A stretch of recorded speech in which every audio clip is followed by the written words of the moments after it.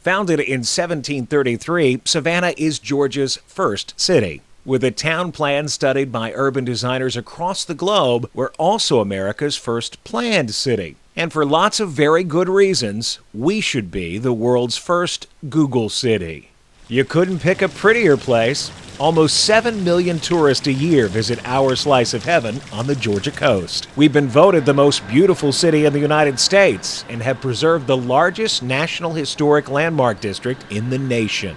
It's an exquisite downtown, filled with 22 jewel box squares, majestic live oaks dripping with Spanish moss, and 19th century mansions fronting centuries-old cobblestone streets. But don't let our historic beauty fool you. You'd fit right in here, Google, because technology is in our blood. More than a century ago, Savannah created the world's first cotton gin, not to mention the first steamship to cross the Atlantic. Today, our Gulfstream Aerospace creates some of the world's most sophisticated jets. We're also home to the second largest port on the East Coast, a host of high-tech design firms, 2 major research hospitals, and a growing film production industry. President Obama visited our newest digital production companies this March and declared it the face of the new economy. The whole community is banded together in an organization called the Creative Coast, whose sole mission is to attract knowledge-based businesses like Google. We're able to supply that industry with more than 50,000 students who attend more than a dozen local colleges and universities. Georgia Tech has a 50-acre technology and engineering campus here. The Savannah College of Art and Design is both the largest and the most technologically advanced in the world. It's got the biggest digital media lab in the country and some of its most cutting-edge computer animation,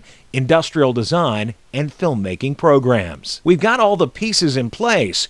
Now all we need is a high-speed Google network to position Savannah as the high-tech hub of the Southeast. But really, the biggest impact Google could have here is among the least computer-savvy of our residents. Within Savannah, 1 out of every 3 children is born into poverty. We just launched a program called the Digital Divide, which spent millions laying down fiber adjacent to our public housing communities in order to offer those residents better, more affordable internet connections. Our local poverty reduction initiative called Step Up is considered a national model for bringing more than 80 local organizations together to help residents lift themselves out of poverty. Another major collaborative, the Youth Futures Authority, is helping to change the way we educate and raise our children. Here in Savannah, we see technology as a bridge out of poverty, and we see Google Fiber as a way to build that bridge. For Savannah Technical College, there really are 3 important reasons. First is access to information. Many of our students can't afford high-speed internet. This would give them the possibility to do that. Secondly, workforce development. We stand ready to prepare and train and develop training programs to support the workforce necessary. And finally, quality of life. We all benefit, faculty, staff, and students, from having high-speed internet so that we can accomplish more and create greater balance in our life.